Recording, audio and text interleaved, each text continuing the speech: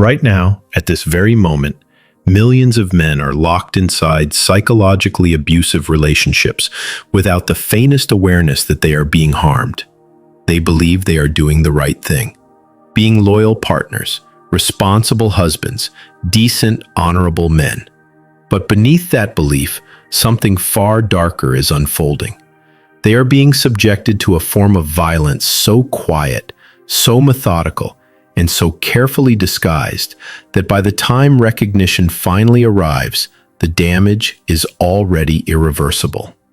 Today, I am going to pull the curtain back on a reality few are willing to confront: the hidden architecture of female psychological violence, the manipulation, the control, the slow and deliberate dismantling of men that society refuses to acknowledge.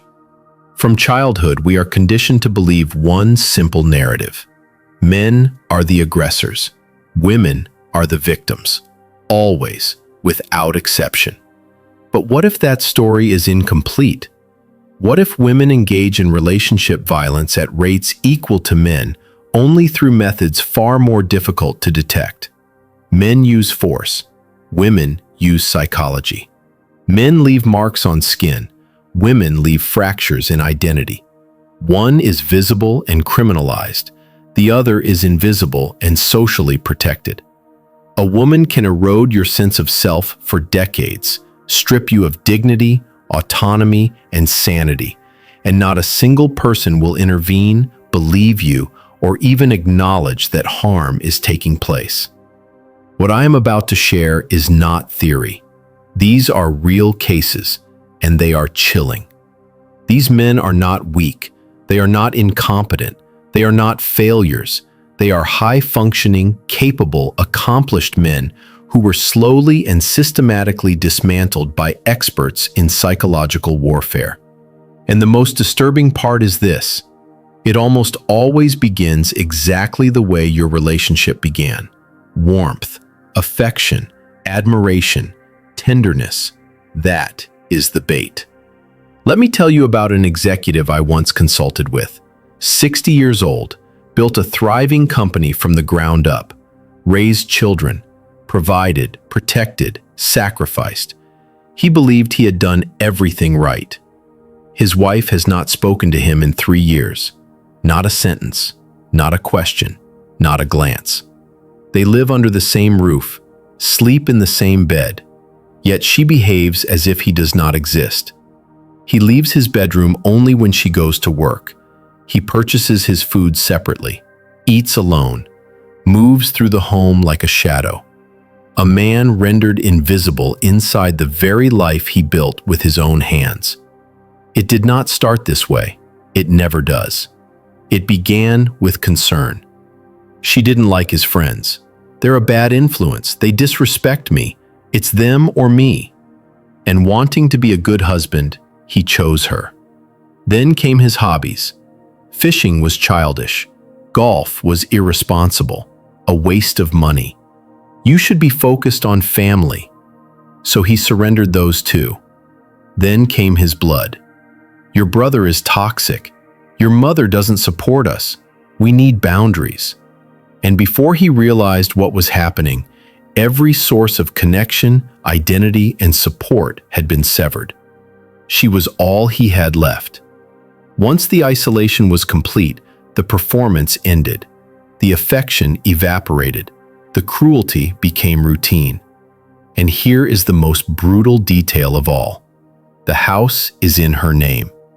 Just before retirement, he took out a massive mortgage and transferred everything to her, because that is what devoted husbands are taught to do.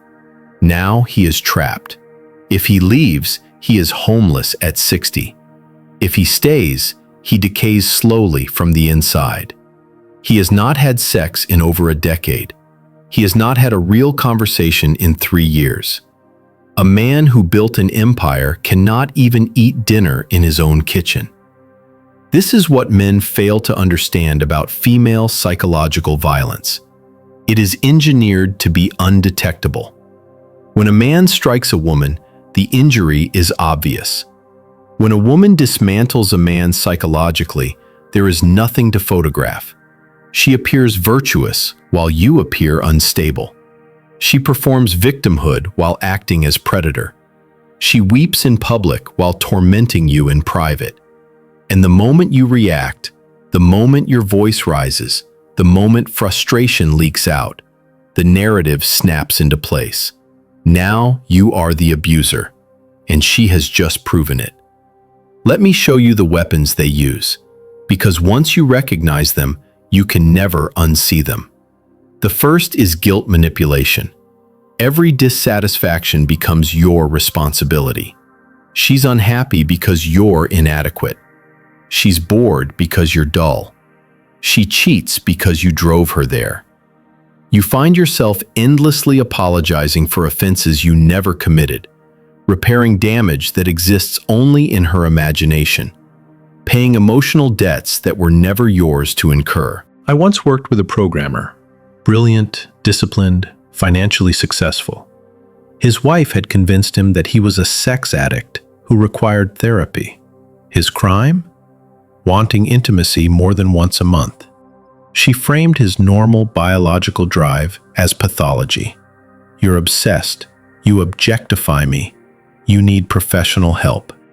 And now he sits in therapy sessions, ashamed of his own nature, while she controls access to intimacy entirely. She dictates when, how, and if sex occurs, and he accepts deprivation gratefully because he has been convinced that something is fundamentally wrong with him. The second weapon is isolation, and it is devastating in its elegance. She never explicitly forbids you from seeing your friends. That would expose her. Instead, every time you make plans, a conflict appears. Not about the plans themselves, but about something else entirely.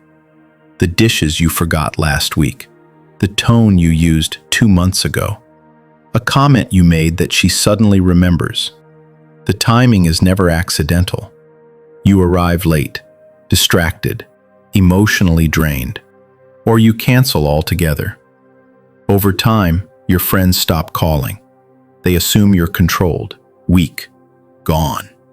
And she never had to issue a single rule. Then, once you are fully isolated, she love bombs you. We don't need anyone else. It's us against the world. You're all I need. And by then, she's right, because there is no one left. You and me against the world. No one understands us the way we understand each other. It sounds poetic at first, intimate, like loyalty, until you realize what it actually means. You are now completely alone with someone who is quietly dismantling you, piece by piece. Your support system has vanished. Your external reality checks are gone. There is no one left to confirm that what you're experiencing isn't normal. She becomes your only mirror, your only source of approval.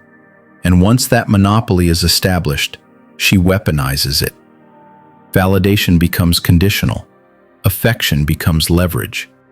Your sense of self is no longer yours. It exists at her discretion. The third weapon is public humiliation disguised as humor. She frames your weaknesses as punchlines. She casually exposes your insecurities in group settings. Oh, Bob's on another health kick. Mike tried another business idea. Didn't work out, but bless his heart. Each comment is delivered with a laugh, a grin, a tone that signals innocence. But the effect is cumulative. You are being undermined in front of witnesses. And if you object, the trap snaps shut. You're told you're overreacting. You can't take a joke. You're killing the vibe. I once heard about a dinner party where a wife spent the entire evening ridiculing her husband's income, his thinning hair, even his performance in bed. The table laughed awkwardly. No one intervened. He sat there shrinking in real time. And what options did he have? Get angry and confirm the image of the volatile husband? Walk out and become the fragile man who ruined the night? So he stayed, silent, absorbing the humiliation while everyone watched him disappear. The fourth weapon is sex used as currency. This tactic is so normalized that most people don't even recognize it as abuse. Intimacy becomes transactional. Compliance is rewarded. Resistance is punished. You do what she wants, you might be allowed closeness. You disagree, the door shuts. You want to see friends, she's suddenly not in the mood. You cancel your plans, and affection reappears. Over time, you are conditioned, trained. You don't consciously register what's happening. You just learn that keeping her satisfied might earn you intimacy, something that should never have been a bargaining chip in the first place. I worked with an entrepreneur who had been married for 15 years and hadn't had sex in 3. Not because he lacked desire, but because his wife kept inventing prerequisites. He needed to lose 20 pounds, but also earn more money, but also be home more, but also surprise her, but also plan better dates. The requirements constantly shifted because intimacy was never the objective. Control was. Sex wasn't withheld due to lack of attraction. It was withheld because deprivation was effective. The 5th weapon is financial control through social comparison and shame. She doesn't need access to your bank accounts when she can pressure you psychologically. Sarah's husband bought her a Tesla. My sister's family vacations in Europe every year. I guess I'm just not worth a decent ring. You push yourself harder, work longer hours, take on stress you can't sustain, chasing a standard that never stabilizes.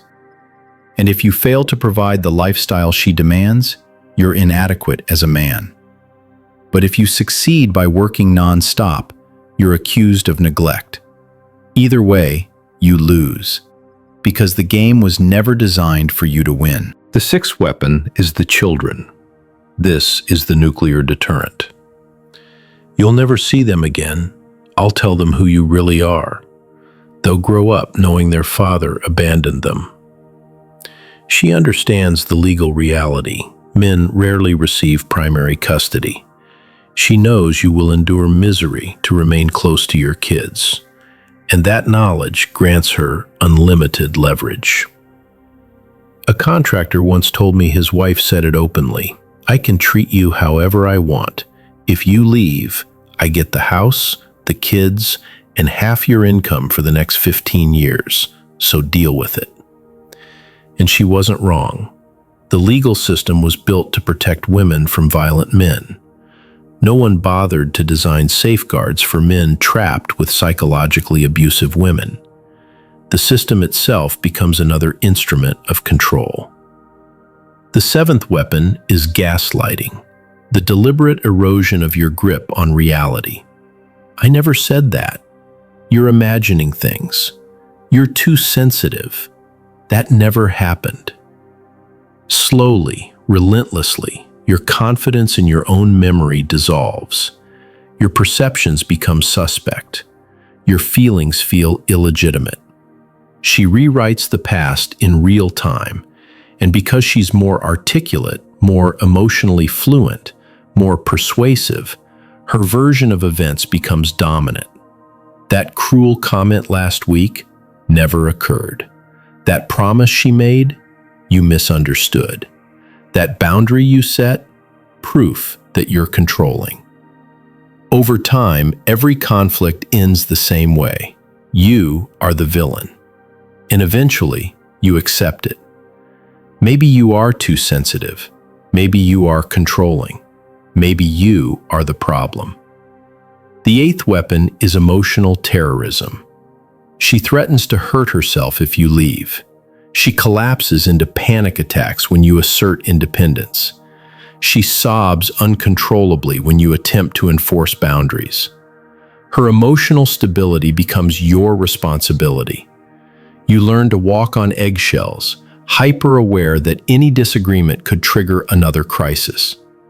Your needs evaporate because managing her emotional state becomes your full-time occupation. I knew a doctor whose wife experienced severe anxiety attacks every time he tried to attend professional conferences. Full panic episodes, hyperventilation, tears, hysteria. except they only occurred when he attempted to step outside her control. He hasn't attended a conference in 5 years. His career is slowly eroding, but at least she's stable. Promotions are missed. Opportunities pass quietly. Ambition is sacrificed on the altar of her conveniently timed crises. He has traded his professional trajectory for the role of permanent emotional caretaker, managing emergencies that appear precisely when he attempts to reclaim independence. The ninth weapon is the victim reversal. This is manipulation at its most refined. She provokes relentlessly. Hours turn into days, days into weeks, poking, baiting, pressing every psychological bruise she's mapped out over time. Eventually, you break. You raise your voice. You slam a door. You hit a wall or throw an object. And in that instant, the entire narrative flips. She becomes the victim. You become the abuser.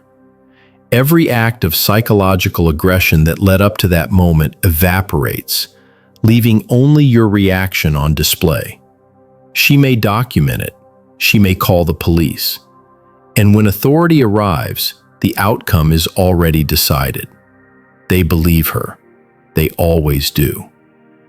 The 10th weapon is intermittent reinforcement, the most addictive conditioning pattern ever identified by behavioral psychology. Occasionally, she becomes the woman you fell in love with, warm, affectionate, sexual, supportive, just often enough to reignite hope, just often enough to convince you that things are improving. But this is not random. It is precise. She offers a brief return to intimacy to prevent you from leaving, then withdraws it to keep you craving. This is why men remain trapped, not because they are weak, but because they are chemically hooked. Your nervous system becomes dependent on those rare moments of approval, those fleeting glimpses of connection. You will endure months of cruelty for a single good day, telling yourself she's changing, that progress is happening. It isn't. It's a control mechanism, and it works flawlessly. Another weapon, particularly destructive, is medical manipulation. She develops vague, unexplained illnesses that surface the moment you assert autonomy. Migraines appear when you want to visit family. Digestive problems emerge when friends invite you out. A bad back materializes when you suggest she work or contribute. The symptoms feel real to her because they are psychosomatic, generated by her subconscious as a means of control. You become the nurse, the caretaker, the servant. How can you leave someone who is sick? What kind of man abandons an unwell partner? Your empathy becomes the cage. Meanwhile, her ailments mysteriously vanish when she's doing something she enjoys. That back doesn't stop her from shopping. Those migraines disappear when her friends call. But if you point this out, you're heartless, cruel, unsupportive. There is also spiritual manipulation, religion or spirituality repurposed as a weapon. God wants you to be a better husband. The universe is sending me signs about you. My intuition tells me you're lying. She crowns herself the moral authority, the spiritually enlightened guide. Your needs are dismissed as ego, your boundaries labeled toxic masculinity, your objections framed as low vibration or sin. She is awakened. You are defective. And only through her guidance can you be repaired. Here is the truly grotesque reality. Society enables this. Try telling someone your wife is abusing you. Watch their expression shift. They assume you're exaggerating, lying, or attempting to reverse the narrative. Shelters for abused men are nearly non-existent. Support groups are rare to the point of invisibility. Every institutional structure is designed exclusively for female victims. A business owner I know tried reporting his wife after years of physical and psychological abuse, thrown objects, property destruction, constant threats. The police laughed at him, literally laughed. "What do you want us to do? Arrest your wife? Man up." Later, when she called the police after he grabbed her wrist to stop her from hitting him with a lamp, he spent the night in jail. He had defensive injuries. She had no marks. He was arrested. The mental health system is no safer. Couples therapy often becomes another stage for her performance. She charms the therapist, presents herself as wounded and misunderstood, and suddenly therapy revolves around your anger, your control issues, your emotional deficits. Individual therapy isn't much better. Many clinicians are trained under a single narrative. Men perpetrate, women suffer. There is no framework for male victimhood, no curiosity, no neutrality. So what do you do if you recognize yourself in this? First, understand this. It is not your fault. You are not weak. You are not insane. You are experiencing systematic psychological abuse at the hands of someone who understands exactly how to destabilize you. The mental fog, the chronic self-doubt, the constant confusion, that is not incompetence. It is the predictable outcome of prolonged psychological assault. Second, document everything. Every incident, every threat, every contradiction. Not because others will believe you, most won't, but because you need an anchor to reality when she tries to rewrite it. Write it down, timestamp it, email it to yourself. Create records she cannot alter. Third, quietly rebuild your support network. Isolation is intentional. Other people provide perspective. They ground you. Reconnect with old friends. Form new connections she knows nothing about. You need witnesses to your sanity, people who remember who you were before you were dismantled. Fourth, organize your finances silently. Open a separate account. Begin saving. Document assets, debts, income streams. Prepare for conflict while hoping for reconciliation. Because if you ever attempt to leave, financial sabotage will be one of her first moves. Fifth, you must accept a brutal reality. Leaving may cost you everything. The house, the money, your reputation, time with your children. She will tell her version of the story first. She will label you the abuser. She will poison the well before you ever speak.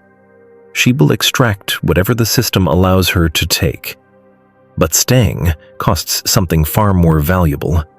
It costs you. And once you lose yourself, there is nothing left to recover. Here is the hardest truth most men refuse to face. The woman you fell in love with does not exist. She never did. She was a role, a carefully constructed performance designed to secure attachment and control. The version of her that hurts you, belittles you, withholds affection, and erases your autonomy? That is the real person. The tenderness, the warmth, the early closeness you cling to, that was the bait. The abuse is not the exception. It is the baseline. Some of you reading this are already rationalizing. This isn't my situation. Mine is different. She's not that bad.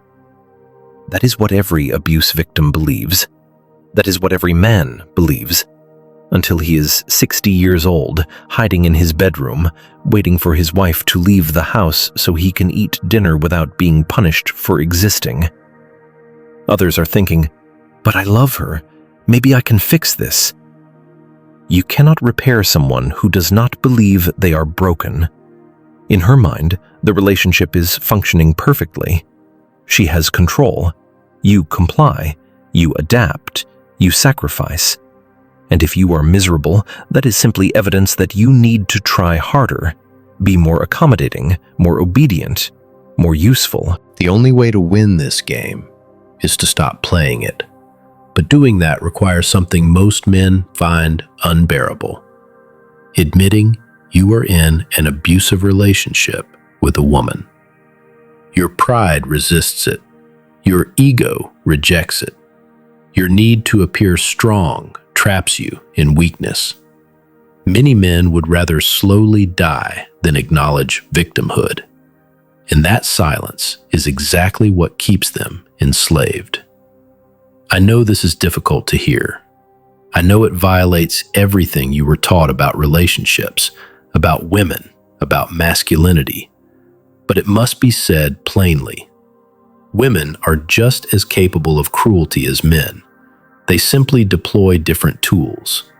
They use social bias, legal leverage, emotional manipulation, and psychological warfare instead of fists.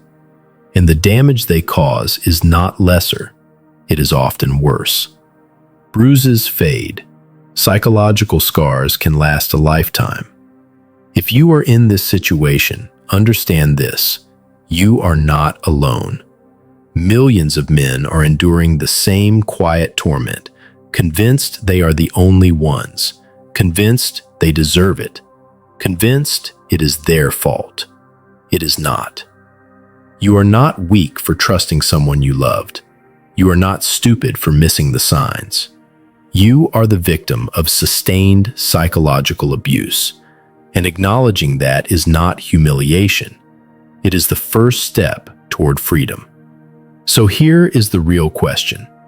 How much more of your life are you willing to sacrifice to someone who sees you as a resource rather than a partner? How many more years will you spend walking on eggshells in your own home? How much more of your identity will you erase trying to satisfy someone who will never be satisfied? You have one life. One. And right now, you are spending it imprisoned by someone who does not love you. They love controlling you. That is not a relationship. It is a hostage situation. And deep down, you already know this. Most of you will do nothing. You'll finish reading, feel a flash of recognition, maybe even anger, and then return to your cage. Because leaving is terrifying. Because starting over feels impossible. Because maybe tomorrow will be different. It won't. Tomorrow will look exactly like today, and the day after that, and the one after that, until you are the old man eating alone in his room, wondering when your life slipped away. But a few of you will recognize this moment for what it is, a wake-up call. You'll realize you're not insane, you're not alone, and you are not powerless. You'll begin planning your exit. It will be the hardest thing you've ever done. You will lose things you never thought you could survive without. But you will gain something priceless: yourself. The choice is yours. Stay in hell with the devil you know, or risk everything for a chance at freedom. Just remember this: every day you stay is a day you will never get back. Every day you tolerate abuse is a day you choose submission over sovereignty. And one day you will run out of days. Stop letting her convince you that you are the problem. Stop letting society shame you into silence. Stop letting fear dictate your future. You deserve peace. You deserve respect. You deserve love that does not come with manipulation, conditions, or control.